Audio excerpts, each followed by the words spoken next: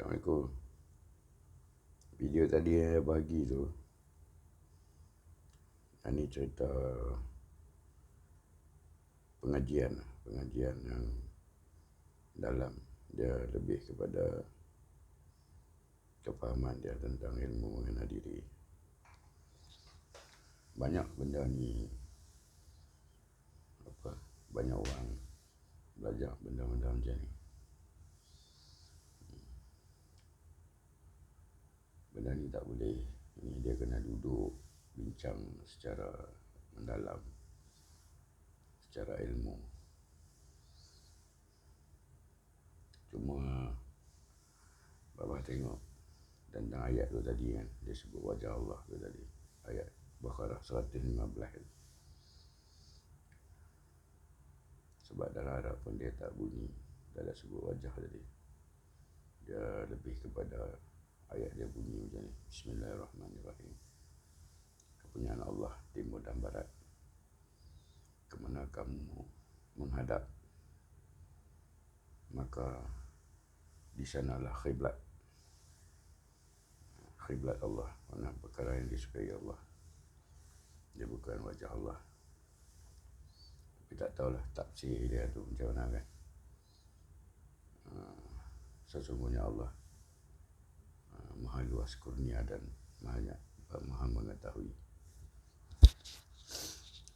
Jadi perkara satu lagi Allah sebut dalam Quran.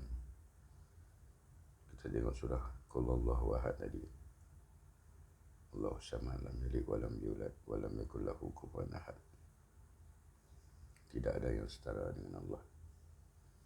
Mana kita nak meletakkan Allah tu setara atau setara, tak ada. Cerita dia memang dalam kan? Tapi konteks dia tu, kefahaman dia tu. Sebab tu wujudnya banyak agama, banyak kepercayaan, banyak pandangan. Maka dengan itu Allah turunkan Rasul dan kitab supaya manusia ni tak lari daripada garis panduan ataupun petunjuk yang Allah berikan. Memang manusia ni istimewa. Allah jadikan satu-satunya makhluk daripada jutaan ciptaan Allah tu, satu-satunya makhluk yang Allah berikan akal yang boleh explore, yang boleh mendalami sehingga sehalus-halusnya. Tapi walau macam mana pun Allah bagi kita panduan supaya kita ni lebih dalam bersederhana, baimah sekali dalam ilmu sekalipun kita bersederhana dalam ilmu. Allah bagi Al-Quran tu untuk kita menghayati pengalaman membaca Al-Quran dari Bismillahirrahmanirrahim sehinggalah ayat tamat tanpa putus satu ayat pun, supaya kita dapat membuat perbezaan di antara perkara yang betul dengan perkara yang benar. Sebab yang betul belum tentu benar, yang benar sudah pasti betul.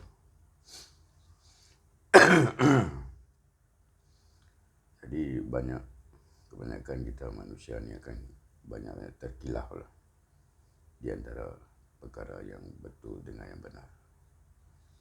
Kalau perkara yang betul dengan salah tu kebanyakan manusia dah faham, dah tahu. Tapi perkara yang betul dengan benar ni kita perlukan petunjuk Allah. Dan Allah dah bagi panduan dia, iaitu Al-Quran.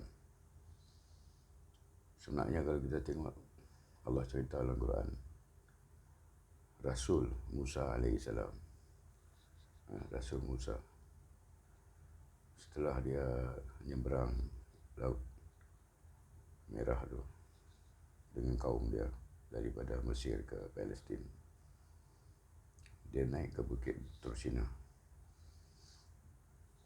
Dan di situ dia bermunajat dan meminta kepada Allah agar diperlihatkan. Sebab dia yakin dah dengan Allah. Cuma nak menambah keyakinan dia lagi, dia nak melihat Allah. Lalu Allah kata, tengoklah di bukit tu.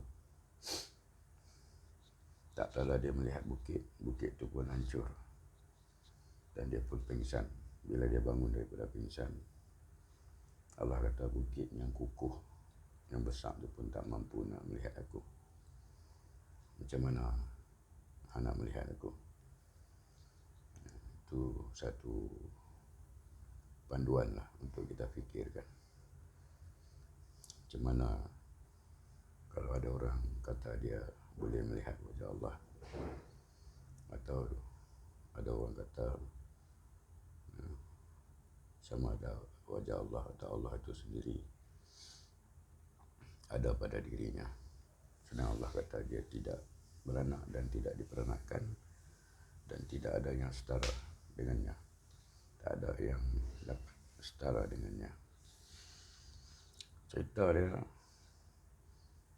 untuk lebih, ini baba ringkasnya. Dia usul daripada cerita tadi, video tu tadi, lebih kepada ilmu mengenal diri.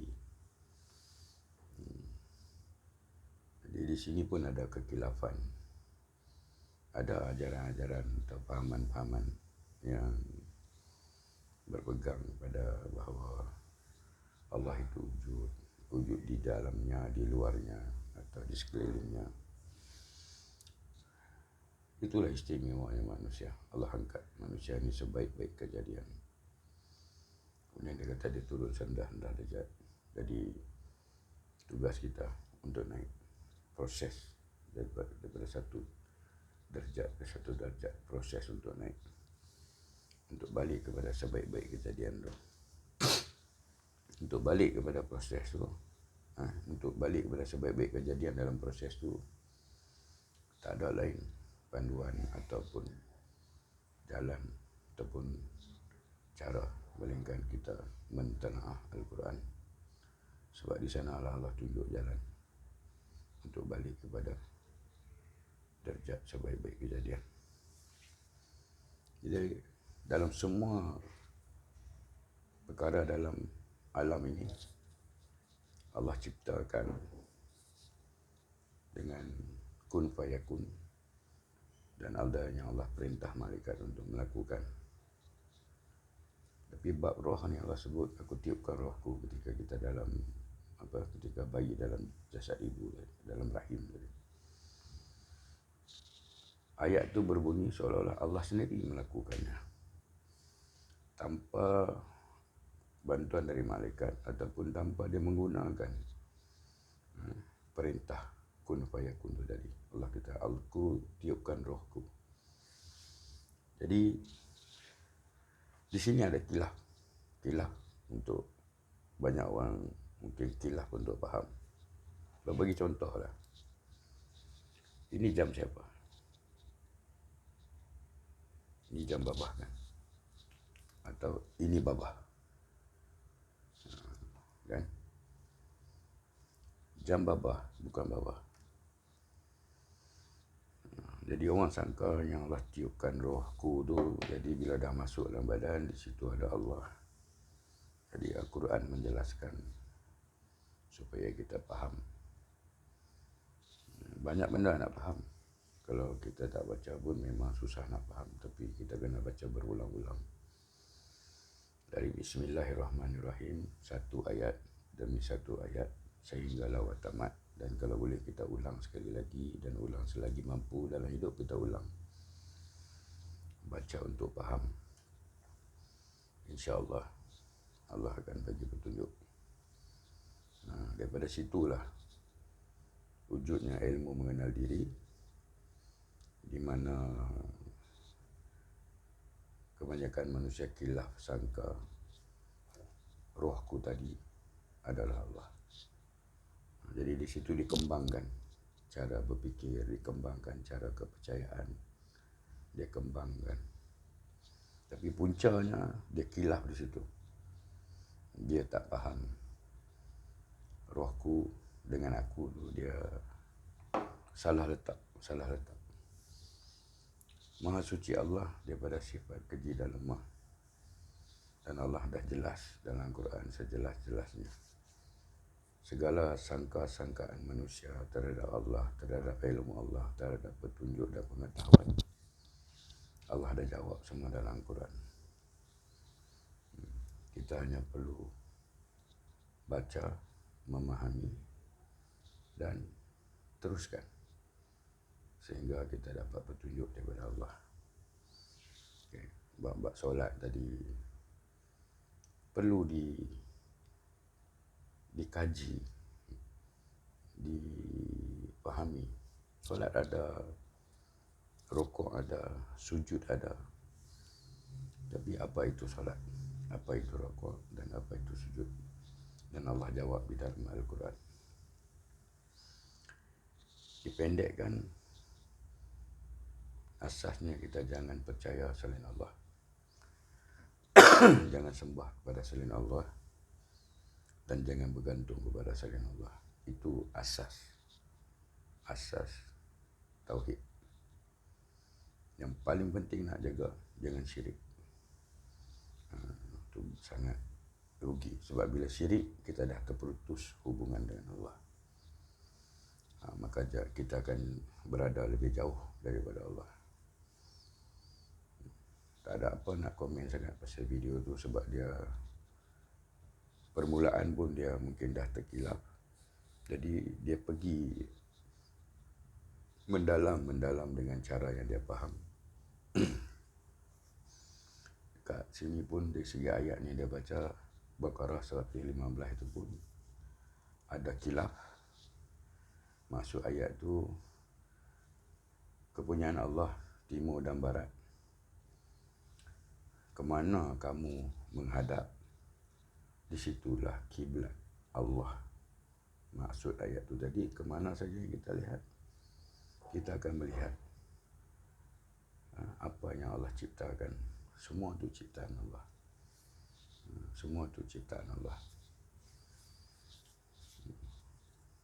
Kalau kita nak mengganti diri sebagai Allah, nak melihat, na'udzubillah min zalik, kita dah lari jauh.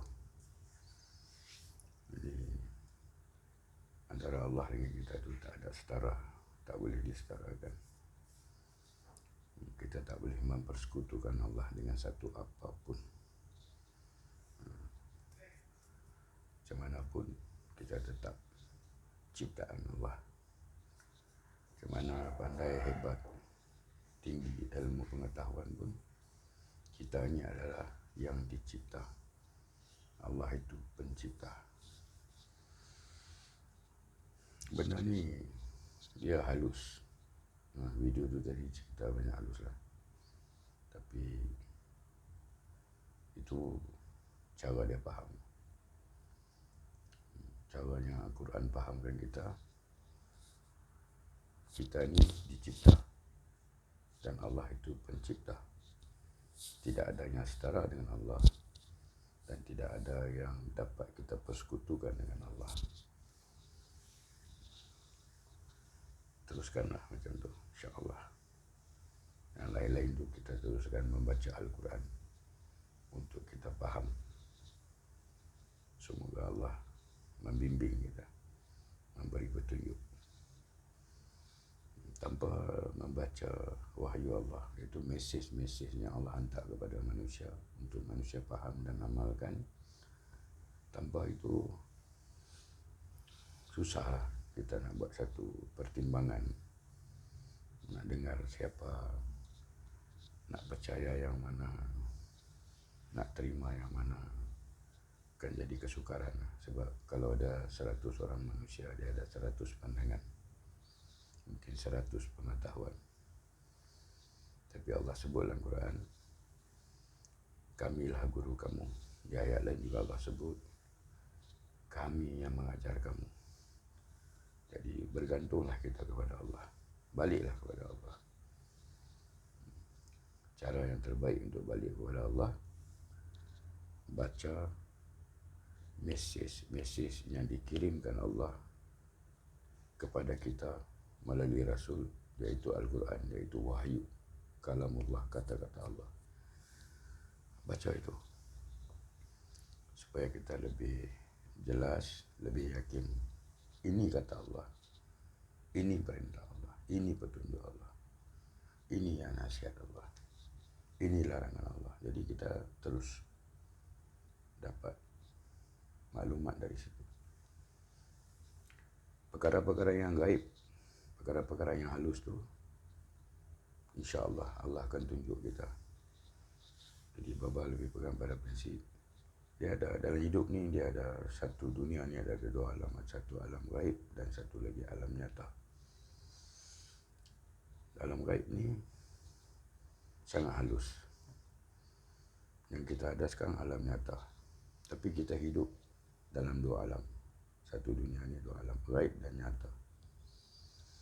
Kalau yang nyata kita belum selesai, belum tamat, susah juga kalau kita nak fikir atau kita nak bercakap tentang yang gaib. Yang nyata itu Al-Quran yang ada di tangan kita. Yang nyata itu yang kita boleh baca, kita boleh faham insya-Allah. Dan yang gaib itu petunjuk dan bimbingan Allah. Jadi kita serah kepada Allah. Yang penting kita ikhlas. Setiap kali nak baca Quran, kita berdoa kepada Allah. Ya Allah, tidak ada siapa pun yang boleh bagi petunjuk melainkan Engkau. Kasihanilah aku ya Allah. Berilah aku petunjuk. Semoga aku dapat untuk berjalan di jalan-Mu ya Allah. Kita amalkan tu.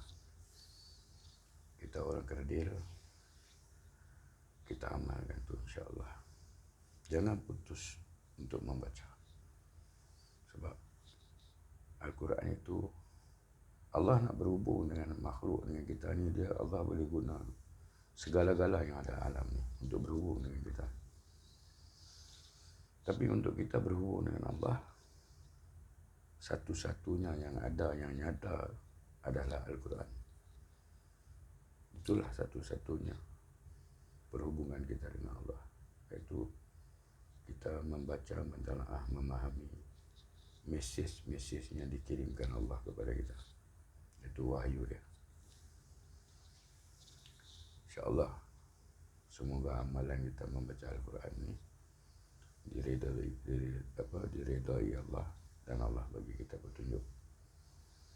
Sebab kalau kita nak bincang bab ilmu ni, dah banyak sangat, terlalu banyak ilmu. Boleh kita nak baca apa pun boleh, tapi selesaikan Al-Quran dulu. Tamatkan Al-Quran dulu, selesaikan baca Al-Quran. Kemudian kita bacalah kitab apa ke, kita nak dengar siapa cakap apa ke, boleh. InsyaAllah, siapapun, apapun orang kata, apapun ceramahnya, apapun bahasanya, InsyaAllah Allah akan tunjuk pada kita jalan yang Allah tunjuk. Itulah kan. Memang banyak ilmu di muka bumi ni, banyak macam-macam, sampai tak tahu. Nak ikut memang tak mampu nak ikut. Tapi pegangan tauhid, sumber tauhid hanya satu, iaitu Al-Quran. Tidak ada yang lain melainkan kitab Allah. Itu sumber tauhid. Kalau kita nak pegang kepada yang gaib, selesaikan yang nyata dulu. InsyaAllah dalam perjalanan kita meneliti yang nyata ini, Allah akan tunjuk kita rahsia-rahsia yang gaib itu. Sebab yang gaib ini sebenarnya kalau kita nak kongsi pun macam tak masuk akal. Sebab itu solat antara kita dengan Allah, hubungan kita dengan Allah. Solat tu dalam bahasa Kamus Lafazih Arab Melayu, maksud dia berhubungan. Kan? Jadi kalau kita diperintahkan berhubung dengan Allah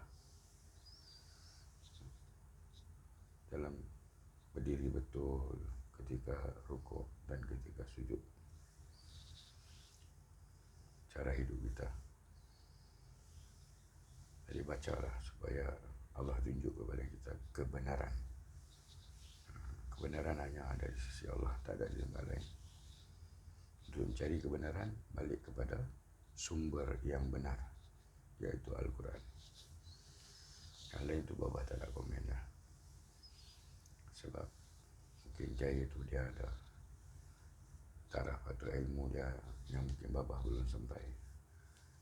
Tapi segi asasnya begitulah. Jangan syirik kepada Allah. Jangan bergantung kepada selain Allah. Jangan sembah kepada selain Allah. Dan jangan percaya kepada selain Allah. Itu asas paling penting. Dan kita amalkan dalam hidup kita.